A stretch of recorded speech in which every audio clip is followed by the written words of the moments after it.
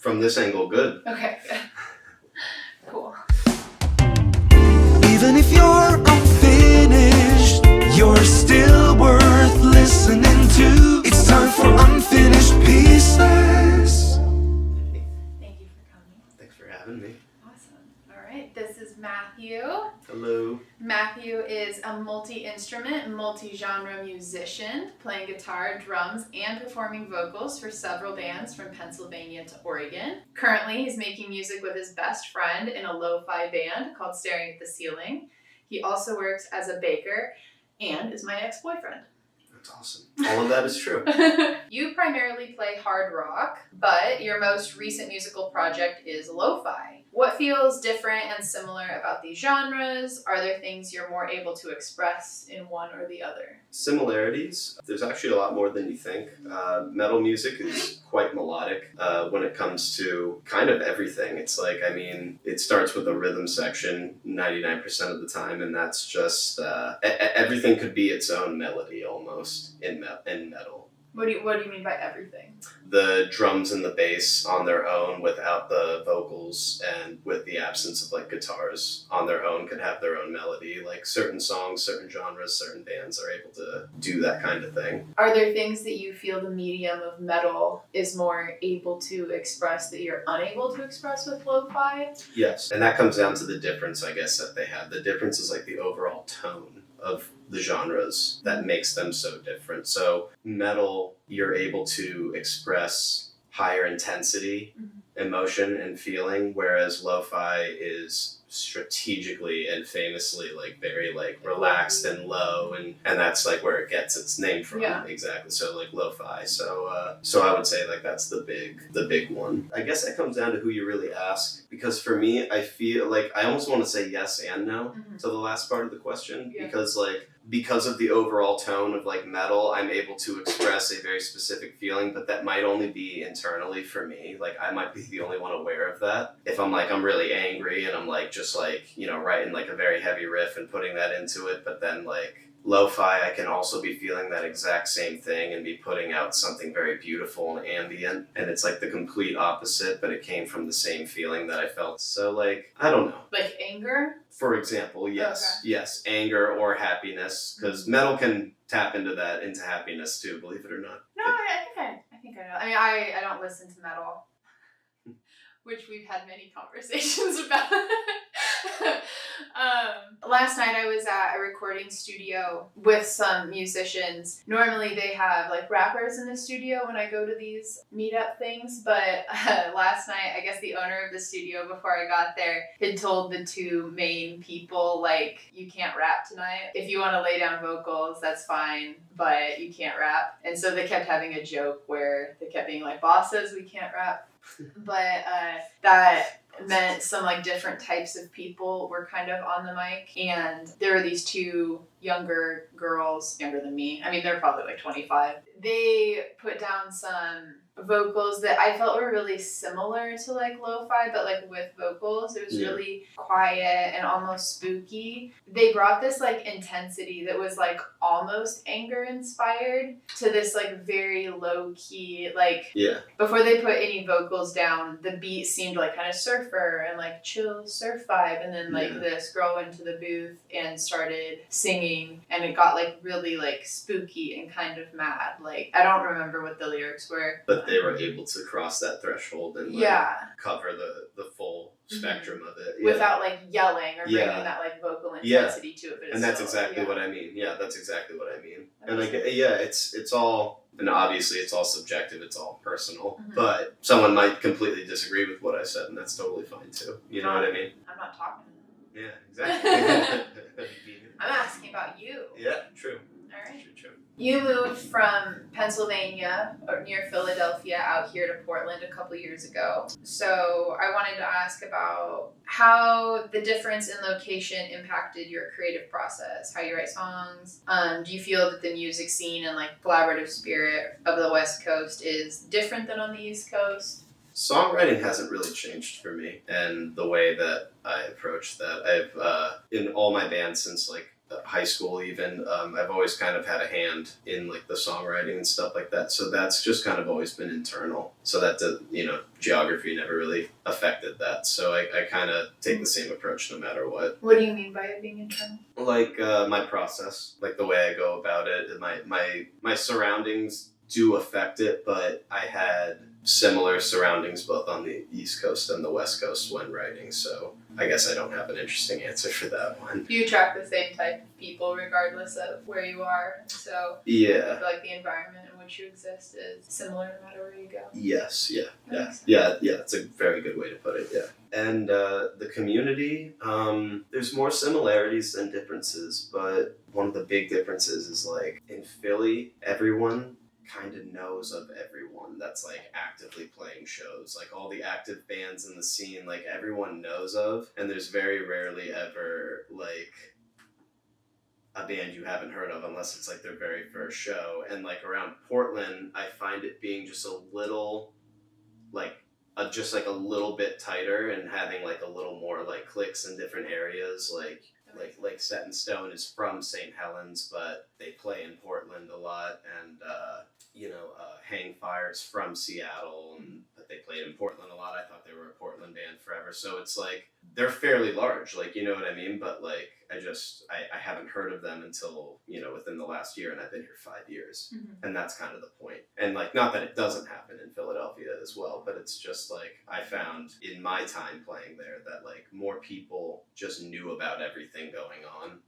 And in Portland, it's more about like who you know, and it's like a little more exclusive in that way, I guess. I don't know. Do you feel like there was more opportunities for? I feel like networking is kind of like I mean networking, but like I don't like that word. I guess for this, networking feels like handing each other business cards, but I mean like how does the discovery process work differently? You say everyone knows each other. There's a higher percentage of people knowing each other. There's a lot more venues, I think, too.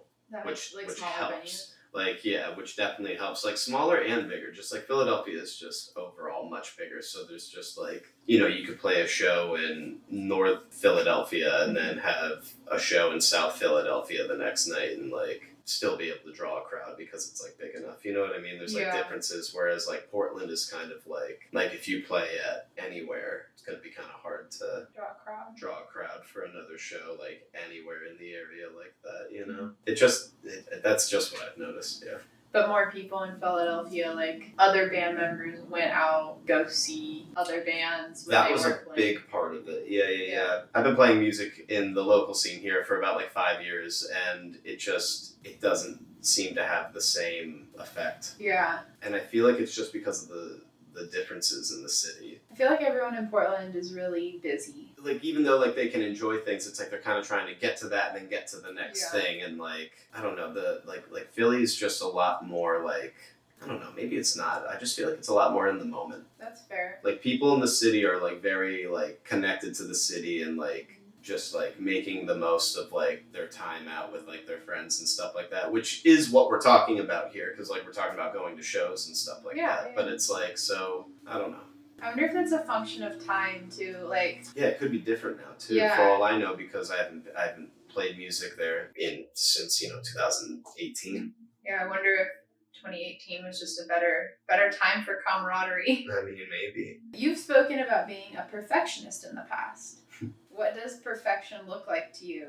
How do you know when you found it? And do you feel you've ever achieved it? And does it serve you, the pursuit of perfection? The pursuit of it does serve me, because it is like directly adjacent to like the thing that drives a musician to try to be better at what they do. Is the pursuit of perfection. Yeah. I'm a very big ideas kind of person. So like the moment I have a thought, I kind of have the whole idea mapped out in my head, and I know what I'm supposed to almost immediately hear, feel, and see when it's at that point. Yeah. And it's really just a go by feel kind of thing.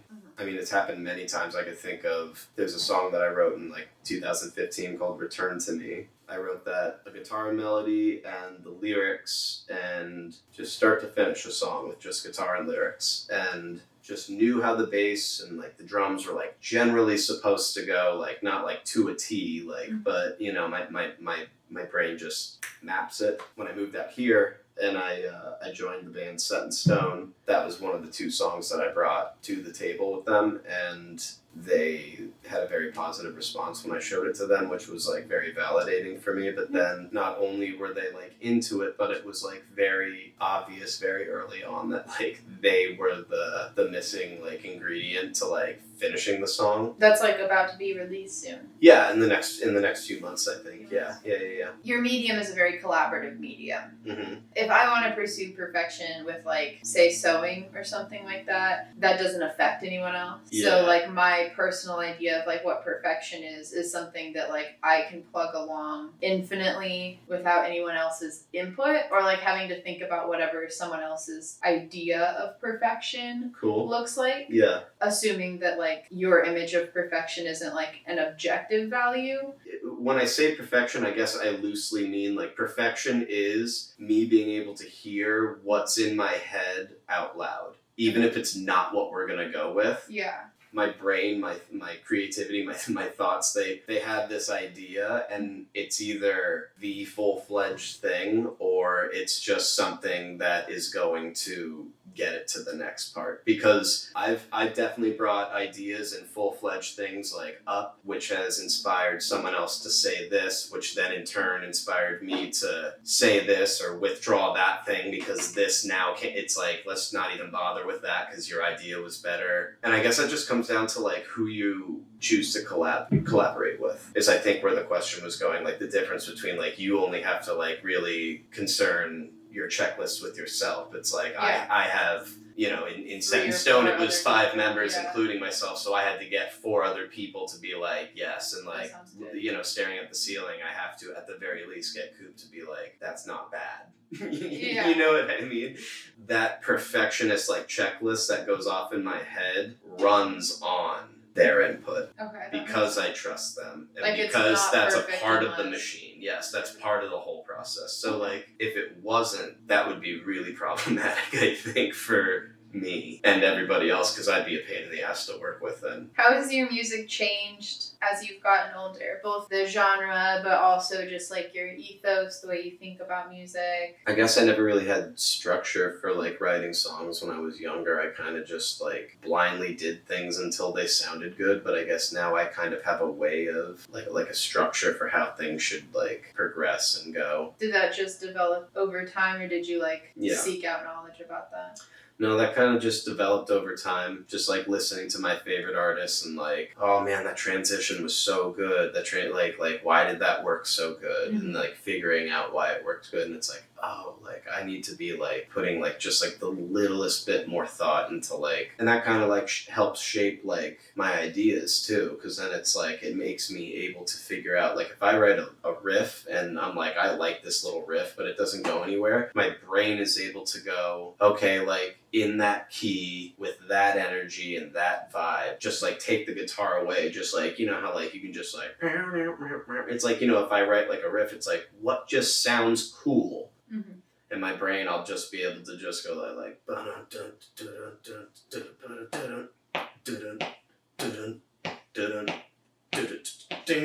you know what I mean? It's like just doing those kinds of things. It's like, oh, now I need to find that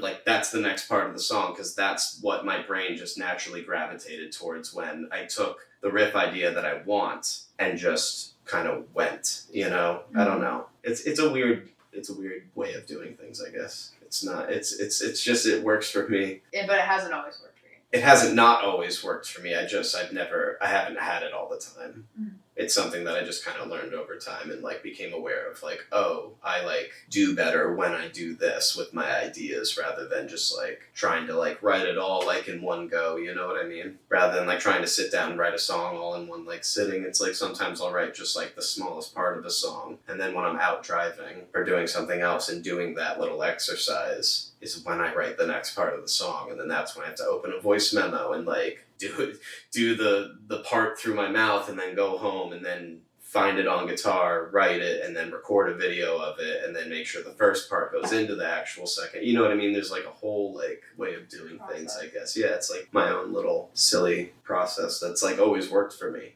That's nice. It's always worked for me. I mean, at least to the point of like bringing ideas and people like, I really like that. Like, what if we did this instead? And it's just like, yeah, it's like, what if we did that instead? I always believe that you should like try everything at least once. And you should try it like wholeheartedly. Like even if you're like, this idea is not going to work and you're playing it half-assed, it's like you're never going to know if it would have worked because your heart's not in it. You know what I mean? It's like that's going to change it. Yeah. So like just like being honest, open, and constructive. I'm also a huge believer of like everything should serve the song. Mm-hmm. As opposed to like throwing up an entire section or a part or a little showing off, a little riff right there that doesn't necessarily fit, but they wanted it there because they thought it would be cool. Yeah. You know what I mean? Like setting the ego aside of just like that's cool if you want something like that. Let's find a part for something like that in another song. It's not going to work in this song kind of thing. Like, you know what I mean? Like being okay with that. That makes sense. That's definitely made it easier. I feel like I've definitely heard songs that like people I've known have written where you can tell that they really wanted to like say something, like a lyric. Yeah. And, you know, like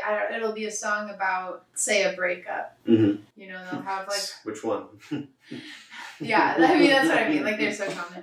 But, like, you know, it'll be all these lyrics about, like, being sad and dealing with a breakup, blah, blah, blah. But you could tell that they, like, really thought they popped off with some, like, lyric. And it'll be, like, reach for the stars or something. And you're like, girl, what are you talking about? Like, do you know what I'm saying? I think I do, yeah. Where you're like, oh, I thought we were talking about breaking up. Why is this whole bridge about, like...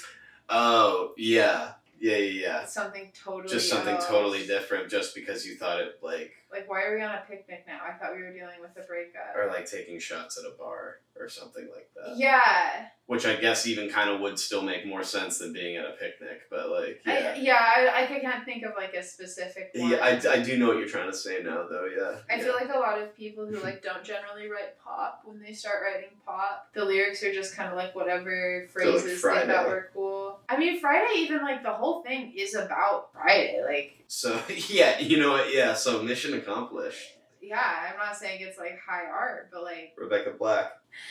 There's a song that I think I've showed you before. I just think it's really funny. It's Bonnie Raitt's "I Can't Make You Love Me," but it's recorded by Prince. And I talked about this recently at work with someone. I was like, "You want to hear?" And I love Prince. I'm sorry, but like, I love Prince. One of the worst covers ever. It turned the whole emotional, vulnerable song into this overly sexual, uncomfortable masquerade.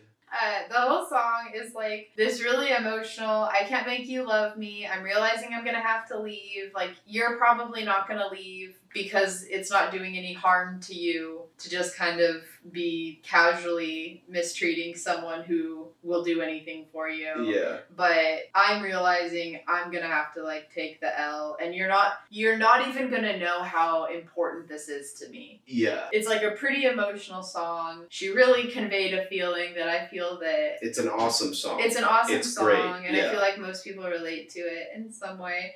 But Prince adds this like, ooh, baby, show me where you want to be kissed. And it's like, that's not what this song's about. Turn down the lights. And like sounds like he's about to like start making love to you. And it's like, excuse me, this is not the vibe right now. It's like he read the first line, which is like, turn down the lights, turn down the bed. Yeah. And he just ran with that. And then, like, he hadn't read any of the other lyrics. He's like, it's fine, I can sight read. And then he was just, like, ad-libbing randomly. It is so weird to listen to. I personally find those, like, ooh, baby. I think they're so creepy. They, like, give me such a visceral reaction. Like, the Barry White, like, ad-libs, I guess. I don't know. I think they're creepy in any song. Yeah. I've never heard a song where I'm like, yeah, speak in a creepy sexual manner into the microphone. That'll do it. It's even weirder no in this lucky song. Lovely Ladies? Ew. You can edit that one out. I won't. I feel like a lot of pop singers, when they're writing songs for the first time, and I'm not a songwriter, I'm hating from outside the club, like I couldn't write a song. I'm sure if I tried it would be weird nonsense. You could write music for Dave Matthews. His lyrics are weird nonsense. They're good, but they're weird and it is nonsense. Yeah, it is nonsense. I feel like a lot of pop singers, when they're like writing songs, you can tell there's like something that they like wanted to put in there and you're like, why is this in here? It's more about the artists experience rather than like the listener's experience. Like the experience of listening to the song is confusing.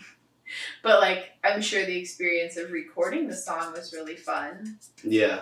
I guess it's like when you watch a bad movie and you're like, this isn't particularly fun for me to watch, but I can tell that they had a great time making it. Yeah. Like student films or something where you're like, I don't know what's going on, but I can tell that this was important to you. Yeah. Their heart is in every scene. Like, you know what I mean? Yeah, that kind of thing. Hard for me to get on board because damn if I don't know what's going on. But I know which way is up in this universe, so I can't watch this. Yeah.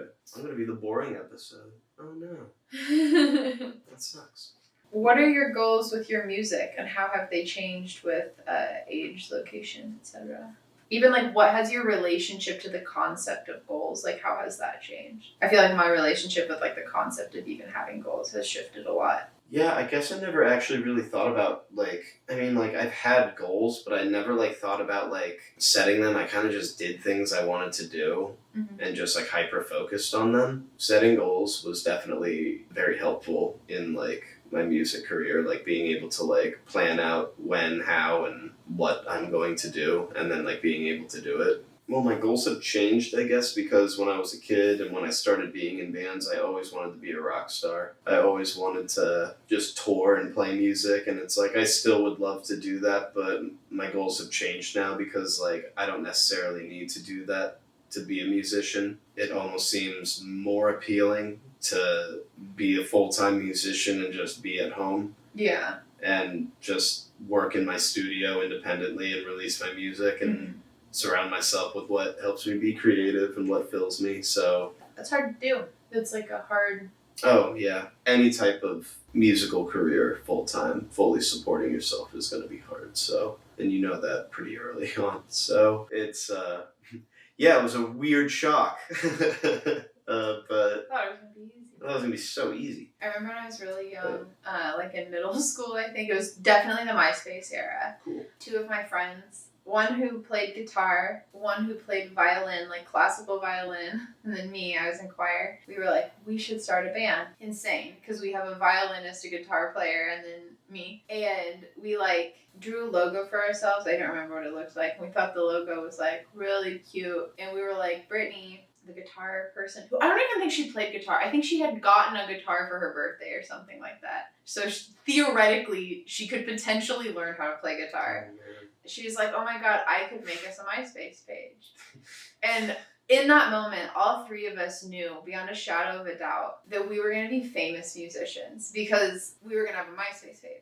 Yeah, and that was just it. Yeah, and like we were going to pop off. I remember making my band's first MySpace page. Yeah, and that's what we were going to do. We didn't... Crazy. We had never played a music together. We'd never like written a song or anything, but we did have a MySpace. But you had a MySpace page, so... I don't remember what it was called. I wish I did. Oh, that's so funny. I wish so bad I can go back and look at my MySpace right now. That'd be so funny. But I feel that like a lot of younger creatives have like similar, like they have an eye on an end goal, but not like any idea of like what it takes to achieve the end goal. Or like they have a vague concept of how one achieves the end goal. Like we start a band, it's great. We write music and it's fun. It's like, yes. And then, you know, everyone loves us and it's like, okay, well, like, how are people going to listen to your music? How are people going to discover that you exist? Yeah. How are people going to, like, remember you after they have listened to your music? Like, all these kinds of things, which again, we didn't write any songs. Right. Like, no, yeah. We were fully conceptual. Just talking about it. Yeah. Yeah. But we did have a MySpace page. So really, realistically, we did think about how people were going to discover us. And you thought about the one part that most people don't. Yeah. We thought about marketing, which explains. That explains a bit. Explains a lot. I guess, what do you think about marketing? What do I think about marketing? I think it's hard. Yeah. I think it's hard, and I think you need to be good at it if you're going to make it in this industry. And if not, you need to pay someone to do it for you or teach you how. And that's just the sad truth. For those that just want to be a musician, it's not enough. You have to be multiple things. And I will say this, though, because I'm just I mean, just today I made my first like TikTok that like is actually good and hits all the marks that my manager like signed off on. It was totally cool. Yeah. And it was the first one, and now that I've done it and I know what it took and actually how little it took of just the right stuff, I'm like my brain now does that. I'm like, oh my god, like here we go. The hill's never as high as you think it is. Like your impression of like how hard something is always like so much worse than how hard something actually is. And I feel like that about everything. Like I'm reasonably certain, and this is like my bisexual audacity, I guess. Yeah. I'm reasonably certain I could do almost anything I wanted to. Yeah, I think I could do anything I wanted to. All right. I don't think I could be the best at it, but like I think if I looked into it and practiced it, I could probably accomplish most things. Yeah. My dreams are small though. But you achieve so many of them though. Small. Doesn't matter. That definitely helps with the momentum of like, you put stuff out like crazy. That's actually one of my questions I have for you, kinda. How important is it to you to be creative, and what does it mean to be creative in your own words and experiences? That's such a good question. Creativity is very important to me, but to me it means just like the act of creating things, and I think that humans are creative. To be human is to create something. You're constantly creating things all the time. Like making dinner is creating something. Like you are making something. Like putting together IKEA furniture is creating something. Decorating your space is like creating a home. Almost everything you do in life, if you do it with like thought and intention, is or has the potentiality to be creative. Like I don't particularly think I'm creative when I throw leggings and a t-shirt on, but I do think I'm creative when I take the time to like put together an outfit where I'm like, I look cute. Yeah.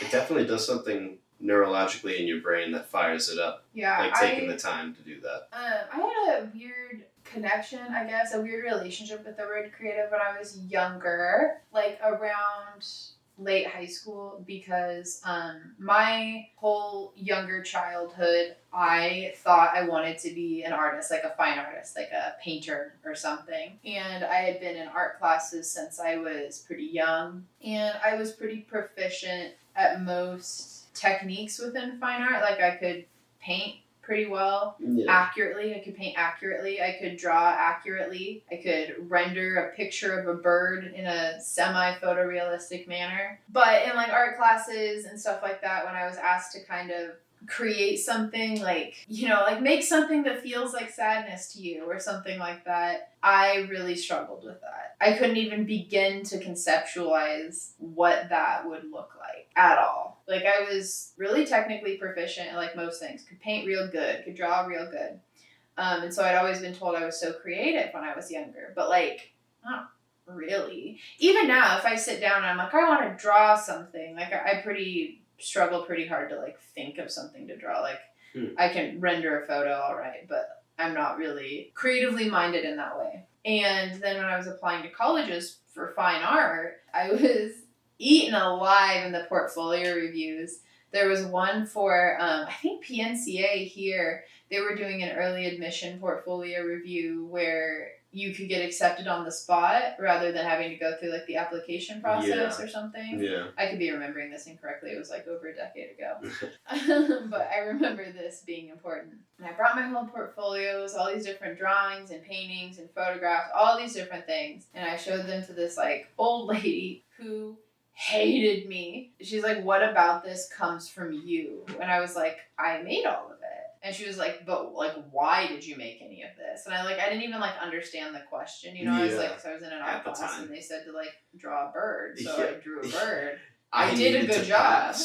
Yeah. I got an A. Like, what do you mean? Why did you do this? Yeah. I did it because I'm an artist. And she's like, no, you drew. You know, like. Yeah. You learned things. Oh wow. Jeez. I mean, which is like totally accurate. Yeah. And it wasn't until I had a portfolio review at the college that I wound up attending. And that year, the year that I think it was my junior year of high school, that I happened to be interviewing colleges and stuff like that, was the year that the fine art department had branched off into a design department and a fine art department. Previously there were one, now there are two. Gotcha. And the woman who was doing my portfolio review, campus tour kind of thing, was the now head of the design department. But she was going to be next year. Gotcha. And like currently she was still a member of the art department. And she like looked through my portfolio and she's like, oh, this isn't a fine art portfolio, you have a design portfolio. And I was like, I don't know what that means. Yeah. Like we had a design class at my high school, but it was basically like yearbook. Yeah. You know, I I didn't take it because I wasn't like the genre of person that took yearbook. There's like an archetype of girl who took yearbook and it wasn't me. Yeah. And so I was really shocked, and she like gave me some like literature to read about like graphic design and stuff, and I kind of realized like, oh, this is what I was doing the whole time. Yeah. This is what was interesting to me. Yeah. And realize that late. yeah, and I like learned to find creativity in like a different way, and potentially like a much more analytical, goal-oriented way. Like design is art that has an intended purpose. It's not to just invoke a feeling, but it like is to communicate something. I had been communicating bird very accurately. Right. You did.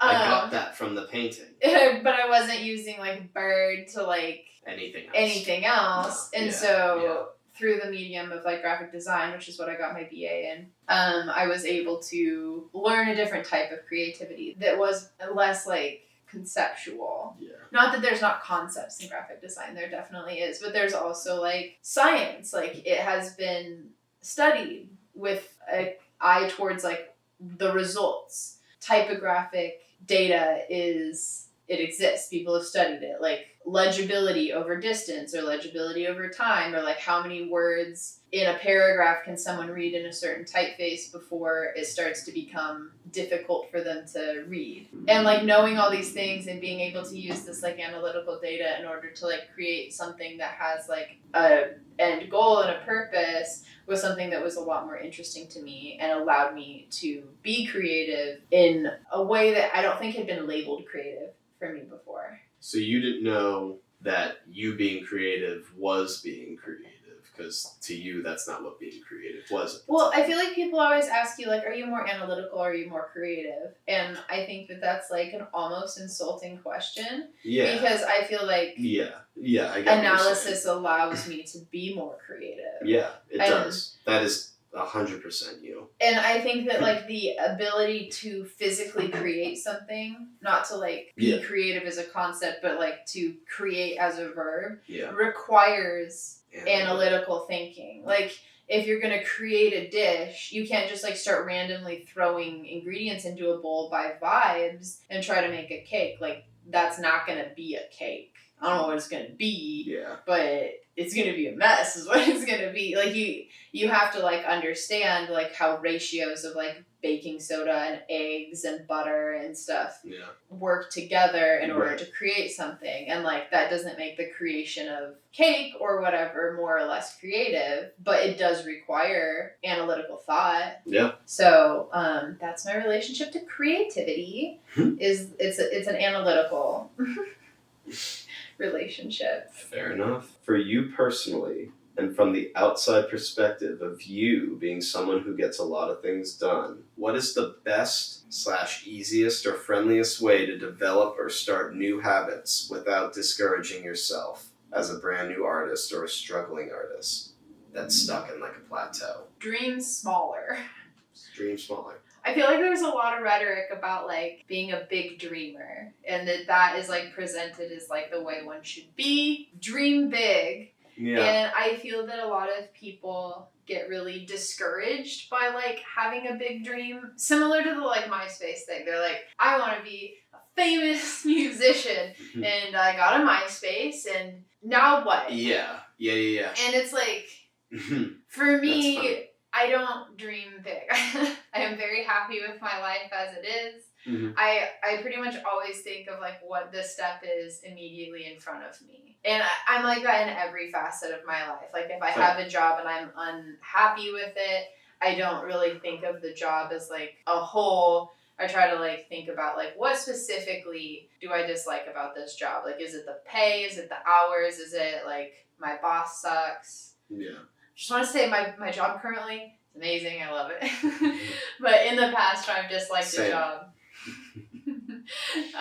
when I've disliked a job, I've like really tried to analyze like what do I hate about this, and like what could I do to make myself not hate it. I mean, usually it's get another job, but like it's not just like any other job. Like I want a job that specifically doesn't have that thing. And I try to separate like the tasks that I'm doing from like the environment, from like all this stuff. In most jobs I've ever had in my life, I have been perfectly satisfied with like the tasks I do at my job, where I'm like the physical things I am doing on a day-to-day basis are my least favorite thing, and I hate all of them. Amen. And like I could work with all these same people for the same amount of money as long as I wasn't doing this, and like I would hate my life less. Yeah. But for the most part, I like what I have been doing, and it has something else. It's usually like the people I'm around, or like the structure of the company. And so I worked for a long time at this one company after college that made like tools, and I genuinely loved my job. It was one of my favorite jobs I've ever had. I loved what I did. It was a big enough company that they were growing pretty quickly, and it was a small enough company that like I could wear a lot of hats, and like if I was interested in something, I could just kind of do that thing. But when I was leaving, you know, I was like, I like what I do and everything. It was a really outdated company. Like they had like a lot of the same structures from the 80s. So the next job I actually took a pay cut. Like I was fine with the amount I made there. I was doing basically the same thing at the next place I worked, but my boss didn't suck, and she was also the owner of the company at the next place, and she was just like a great person. I still think she's amazing. That's awesome. And I loved working there. The only reason I stopped working there is because I moved to Portland. I would still be working there. But I feel like this applies to most things. But like, it's like incremental growth. Nothing's going to happen overnight. Or like as a musician, like you are not going to be able to support yourself fully with music tomorrow because you're not there today. And the difference between today and tomorrow is very little. Or a lot in terms of what I have to get done. Yeah. If I want that to be what happens, yeah. And I mean, of course, some people are an overnight success or whatever, but that's very rare. But even they're not really. Yeah, it's like they've been working on it for a while, and they just like it's a right place, right time. It's like it seems like overnight they signed a contract and like met the person that's gonna do the thing for them. But like they've been plugging away at it for a while. They didn't just wake up with no dream, with no ambition of doing this. Pick up the guitar, play an open mic, and just like yeah, exactly. Yeah, exactly. But I think a lot of people, they struggle to take their big dreams and make them into teeny tiny little dreams, and then be happy with the process of chugging through their teeny tiny little dreams. I found joy in that recently myself. I think it's fun to dream small. It is. I'm telling you right now, I am a big dreamer, but I do feel like I have now unlocked a big like advantage from dating you for 2+ years and adopting that mindset. I'm glad. Yeah, it's very awesome. Thank you.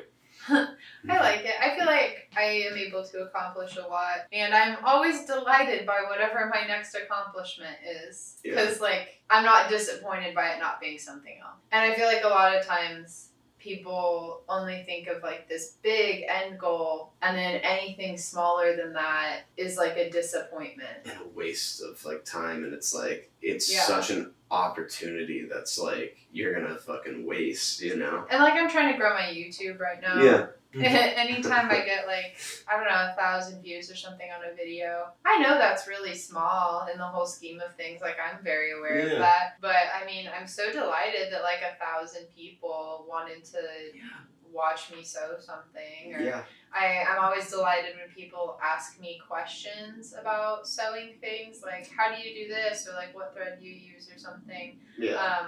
I'm always so happy that like through the fruits of my labor, you know, people are like asking questions, and I mean, I think sewing is a moral good, so I think that I am bringing more good into the world. You are. If I'm making it easier. I feel that for about people, music. So yeah. I feel that especially about my lo-fi music. Yeah. I've heard, like, people have told me recently with our newest release, Resilience, streaming everywhere right now. They have a sense of like nostalgia. Like they feel like they're a child again. Like that's fine. And that's I'd never heard that before, so that's been kind of like cool. Just and it's like, it's got like 3,000 something views. It's been out for like a month or so. I feel like if you take the time to make something and it resonates with someone positively, it's like worth the doing. That song's already paid off for me because of those comments I've already received. That's like great. That. Yeah, all of my songs are. Every song I've written it's already cashed out, you know?